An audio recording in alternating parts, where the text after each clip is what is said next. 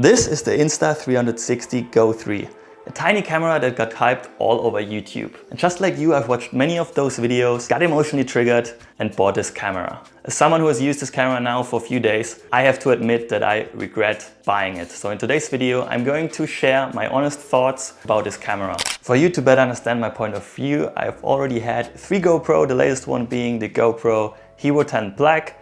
But I thought, why not trying something new and give it a shot? So I got this tiny camera here. The special thing about this camera is that you can separate it from its case, which is the so-called action pod. The most amazing thing is that it's magnetic, so you can just like put it in here or like just put it onto any surface like your door, and you can see from the distance what you're filming on this display here on the action pod, which is a great feature because you don't have to be next to the camera to change setting. You can basically do it from a distance and just leave the camera where it is. Apart from that, you can put it on almost any metal surfaces or inside of things, which is very versatile and the big advantage of this camera. Let's have a quick look at the accessories and what we can do with them.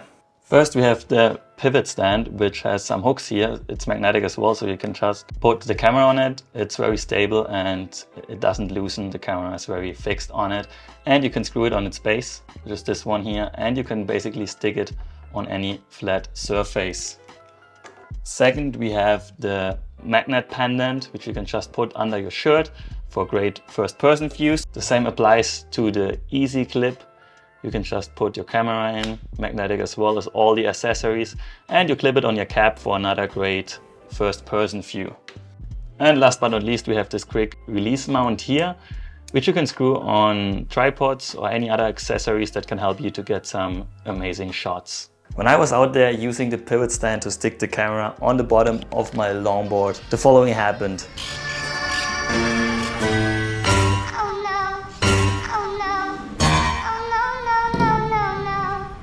Got a little bump here, not sure if you can see it, and the screen on the same side, but not on the same level, got a scratch.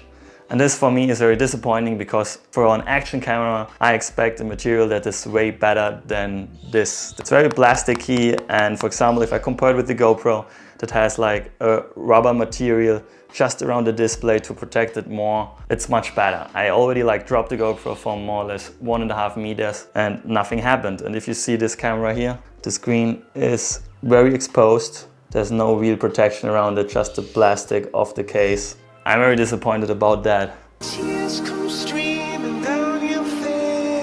I'm aware that this was my mistake. I shouldn't have put the action pod on my backpack, but still, an action camera shouldn't get damaged as easily as it happened with this one. But if that wouldn't have been enough, there are a few more negative things I've noticed while using this camera that I think are worth mentioning and you should consider before purchasing the Insta360 GO3. The best stabilization only works in the free frame mode, which decreases the resolution a little bit. That's as well not very tragic, it's still 2K. But in the highest resolution, which is 2.7K, you don't get the best stabilization. I sometimes got some very bad shots like in this example.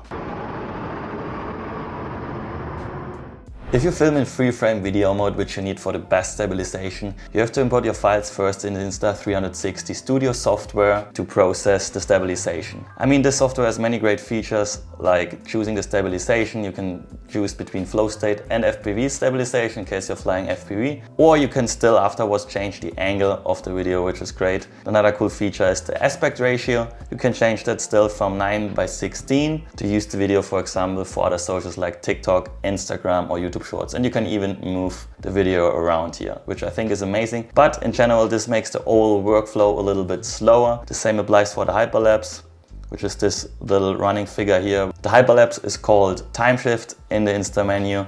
You have to process this file here first before you can export it and use for your editing software. In case of a DJI or GoPro action cam, you don't need that step in between. You can connect your SD card directly with your MacBook or PC and import the footage into your editing software, which makes the whole process much faster. And that brings me to my next point, which is the limited memory space. The camera comes with 3 different memory sizes: 32 GB, 64 GB, or the biggest one with 128 GB. Once the camera is full, you have to transfer the files to your PC or your MacBook, or you delete the files on your camera. But you can't change the memory because there's no SD slot. And the same applies to the battery, even though like 2 hours and 50 minutes of filming time in the highest resolution of 2.7K is great. With the 64GB model, which is that one, you have to consider if you're out there the whole day and you want to film and you can't charge the battery, you can't change it. So you're very limited on that one as well. And for example, if you want to film in the free frame mode with 50 frames per second, it's almost only the half. It's like 1 hour, 37 minutes more or less. So keep that in mind if you're out there and you don't have any possibility to charge the camera. You can't change the battery. Even though the footage underwater is great, you can't take the action pod with you into the water because it's not waterproof. It's just water resistant. So you only take this little thing with you, which gives you still great footage, but you can't really see what you're filming under the water. You can't frame your shot in case you want to film some animals or some reefs. And before you put it back into the action pod, be aware and be careful, clean it and put it back into the action pod. What you can't see on the display while you're filming is not high quality. It's often very low resolution, which might not be a problem for some of you, but if you want to see how the shot you're filming looks like, if it's nice or not, you can see the high resolution once you are transferring the video to the app or to the Insta Studio software. Another little annoying thing you have to take care of is when you're getting the camera out of the action pod, you have to be careful so it doesn't slip out of your hands. It's not very heavy in your hands and the material is very clean, but it can be very slippery. And the same goes for if you get it out with both fingers, so one finger on the lens and the other finger on the other side of the camera where the power button is located. You can touch it accidentally and start recording, which wasn't your purpose, but it can happen. So you have to get used to that. Another thing that annoys me and that doesn't work very well is the connectivity to my MacBook. I've connected a GO3 with my MacBook, but it is not showing anything. Now I got one of my own cables, which is USB-C to USB-C. As you can see now, the MacBook is able to recognize the GO3 with all the videos on it. To sum it all up, don't get me wrong, I'm not all negative about this camera. I think it can give you many possibilities because of its versatility. You can get many creative and unique shots you might not be able to get with other action cameras out there. So there are many positive things about it as well. But as I've mentioned before, I think Insta360 has still many things to improve. And that's why if I were you, I would wait for the GoPro 12 to come out or look into the DJI Osmo Action 4, which seems to be a very powerful beast. I hope this video was helpful. I could answer some of your questions and maybe even help you to take a decision. Enjoy filming with your next action camera.